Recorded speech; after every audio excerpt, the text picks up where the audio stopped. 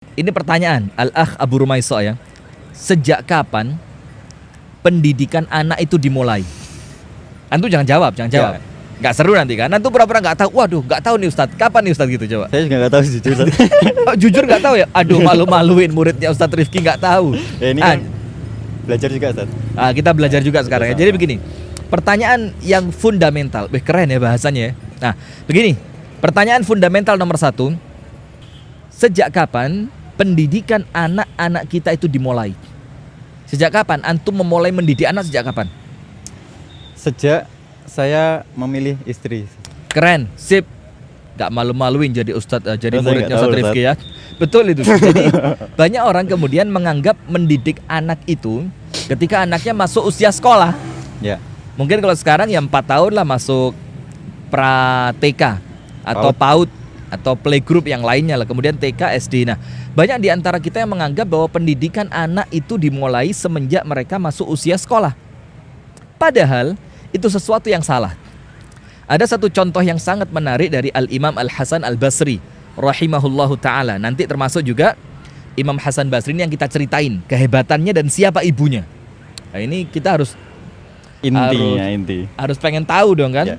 Karena sayangnya kita ini tahu para ulama tapi tidak pengen tahu siapa ibunya. Jadi bukan sekedar tidak tahu, tidak mau tahu. Nah, ini masalah. Nah, maka kita kasih tahu. Al-Imam Al-Hasan Al-Basri mengatakan, sejak kapan kita mendidik anak-anak kita?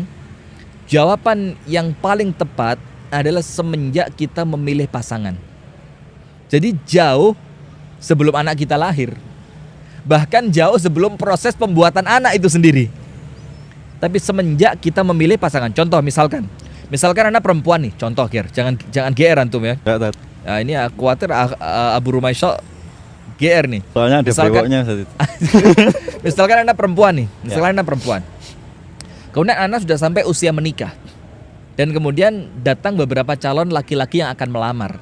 Salah satunya bernama Abu Rumaiso gitu ya. Abu Rumaiso datang. Kemudian saya lihat, kalau saya pilih Al-Akh Abu Rumaiso menjadi suami saya, kira-kira dari laki-laki seorang suami semacam Al-Akh Abu Rumaiso, saya akan menghasilkan anak seperti apa? Itu sudah harus difikirkan semenjak awal. Itulah kenapa faktor yang mendasar yang menjadikan semua amalan kita ini senantiasa tidak tepat itu ilmu saja. Kita nggak merasa penting untuk mencari ilmu. Kita anggap ilmu itu bisa dicari sambil jalan lah. Ilmu itu yang penting bisa sholat, yang penting bisa puasa, bisa baca Al-Quran. Yang lain nanti berjalan sesuai dengan waktunya. Nggak bisa. Nah, maka dengan siapa Anda menikah pemirsa, itu sudah nampak dari sana akan seperti apa putra-putri Anda. Jadi ini poin penting nih. Jadi dengan siapa Anda menikah, maka dari situ sudah mulai nampak seperti apa gambaran calon keturunan Anda. Nah, maka kita ceritakan Al-Imam Al-Hasan Al-Basri. Suatu hari ada seorang laki-laki menggendong putranya berusia 2 tahun. Kecil kan? Kecil, 2 tahun. Artinya anak umur 2 tahun itu ya baru bisa bicara lah ya. Baru bisa bicara, panggil abi, umi, makan, main, keluar yuk, itu baru bisa. Maka oleh ayahnya digendong, diajak untuk bertemu dengan Al-Imam Al-Hasan Al-Basri rahimahullahu ta'ala. Maka ayahnya itu mengatakan, wahai imam, anak yang aku gendong ini anakku, putraku, dan sekarang usianya mencapai 2 tahun. Usianya berapa? 2 tahun. 2 tahun. Nah, maka wahai imam, sebaiknya kapan aku memulai mendidiknya? Jadi laki-laki ini tanya, idealnya ini anakku yang umur 2 tahun ini aku mulai mendidik dia kapan? Kapan aku mulai didikan untuknya? Maka Imam Hasan Basri bertanya kepada bapak itu. Bertanya begini, berapa usia putramu? Maka Imam Hasan Al-Basri mengatakan usianya, maka laki-laki itu mengatakan usianya 2 tahun. Apa kata Imam Hasan Al-Basri? Qad ta'akharta fi tarbiyatihi. Wahai laki-laki, engkau telah terlambat untuk mendidiknya. Bisa apa-apa padahal saja. Belum bisa apa-apa, baru bisa ngomong beberapa kata dan beberapa kalimat. Usia 2 tahun. Ketika ayahnya ingin menanyakan kepada Imam Hasan Basri, kapan aku mulai mendidiknya? Ternyata Imam Hasan Basri katakan, terlambat. 2 tahun padahal. Sementara kita dulu waktu kecil dididik apa oleh orang tua kita? Bahkan mungkin tidak. Bahkan ada omongan yang ya bisa benar, bisa juga salah. Apa itu? Jadi ada ucapan itu yang mengatakan anak kecil itu bukan saatnya pandai. Anak kecil itu saatnya bahagia. Ada waktunya sendiri gitu. Nah, itu bisa jadi benar ketika harapannya itu membuat anak menjadi nyaman. Tapi bisa jadi salah ketika terlalu dibahagiakan sampai lupa sisi pendidikan. Padahal Imam Hasan Basri mengatakan apabila anakmu 2 tahun baru akan engkau ajarkan kepadanya sesuatu, Imam Hasan Basri katakan engkau telah terlambat dalam mendidiknya. Telat mendidiknya. Nah lalu laki-laki itu bertanya, wahai Imam, apabila usia 2 tahun engkau katakan terlambat, maka mulai kapan idealnya aku mulai pendidikan untuk anakku? Apa jawaban Imam Hasan Al-Basri? Engkau memulai pendidikannya min ikhtiyari ummi, ketika engkau memilihkan siapa ibunya. Bayangin, jadi kalau kita memilihkan siapa ibunya, bahasanya kan lebih tepatnya ketika engkau memilihkan siapa calon ibunya. Karena apa? Karena Al-Imam Al-Hasan Al-Basri menunjukkan kepada kita siapa ibundanya dia akan berpengaruh pada perangai, akhlak, kecerdasan dan semuanya darinya. Betul enggak? Sekarang gini, Al-Akh Abu Rumaisot, para sahabat Nabi yang luar biasa, semoga Allah meridhai mereka. Amin, amin. Kita punya generasi tabi'in, tabi'ut tabi'in.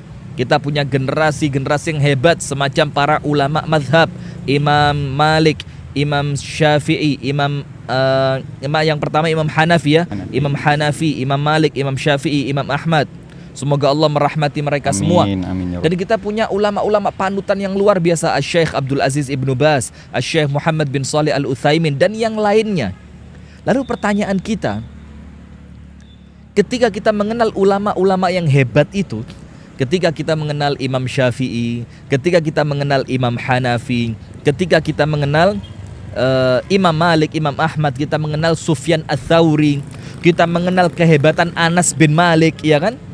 Setelah kita mengenal mereka semua, termasuk Al-Imam Al-Bukhari, manusia jenius luar biasa, menuliskan dari hafalannya ribuan hadis. Antum bisa bayangin ribuan ditulis, dan itu hafal di luar kepala. Nah kita Arba'in Nawawi aja kadang-kadang belepotan kan, cuma 40 hadis aja nggak hafal-hafal. Nah, tapi setelah kita mengenal semua karakter-karakter hebat ini, kita mengenal Imam Hanafi, Imam Syafi'i, Imam Ahmad, kita mengenal Anas bin Malik, Abdullah bin Az-Zubair, Urwah bin Az-Zubair yang kita ceritain di Malang waktu itu, ibundanya yaitu Asma binti Abi Bakar. Nah, sayangnya pemirsa yang dirahmati oleh Allah, ketika kita mengenal sosok-sosok yang hebat itu, kita tidak kenal siapa ibu mereka. Itu dia, Ustaz. Coba, ini kan jadi masalah nih. Kita ini kepengen jadi ibu yang hebat, dalam keadaan kita tidak mengenal sosok ibu yang hebat seperti apa. Kita juga pengen mencetak anak yang hebat, cuma bagaimana cara mencetaknya? Bagaimana mencetaknya nggak ngerti. Dan terkadang salah satu yang menjadi masalah kita ini memang faktor ilmu. Itu prinsip banget. Ini masalah pokok banget lah ya. Jadi pondasi, betul-betul pondasi. Seperti kita sekarang ini, kita ini di space yang sangat sempit. Tapi yang paling tinggi di antara yang lain kita ini. Jadi kita juga khawatir ini pondasi paling bawahnya nih kuat gak nih? Lantai 4 nih, Ustaz. Bahkan saya sandaran juga sempat ngeri tadi. Jadi kalau saya sandar lepas bisa langsung ke alun-alun Kota Batu ini kan. Bismillah, Ustaz. Bismillah ya, kita berdoa sama Allah. Nah, sudah. Nah, yang jadi masalah seperti yang Al-Akh Abu Rumaisot sampaikan tadi, kita ini kepingin punya anak yang hebat. Wow, anakku harus hafal Al-Quran. Anak saya harus ahli ibadah. Anak saya harus menjadi anak yang berbakti kepada orang tua. Sekarang tanya ibunya, ngerti nggak cara didiknya? Rata-rata mereka akan menjawab apa? Oh, yang penting saya sekolahkan, sekolah Islam, nanti saya masukkan ke pesantren. Nggak cukup. Karena apa? Seorang ibu itu memiliki sesuatu. Seorang ibu, cuma bahasanya kan Jawa ya, ibu. Seorang ibu itu memiliki sesuatu yang tidak dimiliki oleh sekolah, yang tidak dimiliki oleh pesantren, yang tidak dimiliki oleh bimbingan belajar. Itu ada yang semuanya tidak punya, tapi hanya dimiliki oleh ibu. Apa itu? Pendidikan karakter. Siapapun kita pasti kepingin setiap langkah kita itu mendapatkan pertolongan dari Allah. Setiap yang kita lakukan ditolong oleh Allah Subhanahu wa ta'ala. Maka supaya kita mendapatkan pertolongan dari Allah, yaitu sebagaimana yang Allah Subhanahu wa ta'ala firmankan, in tansurullah yansurkum wa yuthabbit aqdamakum. In tansurullah, sekiranya kalian menolong Allah. Dalam ayat yang lain Allah Subhanahu wa ta'ala berfirman, kunu ansarallah. Jadilah kalian itu penolong Allah. Walaupun dimaknai oleh para ulama yaitu dengan menolong agama Allah Subhanahu wa ta'ala, menolong agama Islam, dan dalam rangka tolong menolong sesama kaum muslimin. Sekiranya kalian menolong agama Allah, tidak ada penghubung wawu atau thumma atau fa, langsung Allah katakan yansurkum. Artinya seketika itu, ketika kita menolong agama Allah, maka seketika itu pula pertolongan Allah datang. Wa yuthabbit aqdamakum, dan Allah akan teguhkan posisi kalian di dunia ini. Kita berdoa bersama kepada Allah agar apa yang kita niatkan untuk membangun rumah Allah, yaitu masjidnya Allah ini, oleh Allah, semua kegiatan kita oleh Allah dijadikan niatan-niatannya ikhlas karena Allah. Amin ya rabbal alamin. Kemudian setiap orang yang berpartisipasi dalam pembangunan masjid ini, semoga oleh Allah Subhanahu wa ta'ala diberikan keluarga yang sakinah, mawaddah, warahmah. Amin. Semua cita-citanya oleh Allah dimudahkan, semua harapannya oleh Allah dikabulkan, dan insya Allah diberikan keselamatan dunia sampai akhirat. Amin ya rabbal alamin.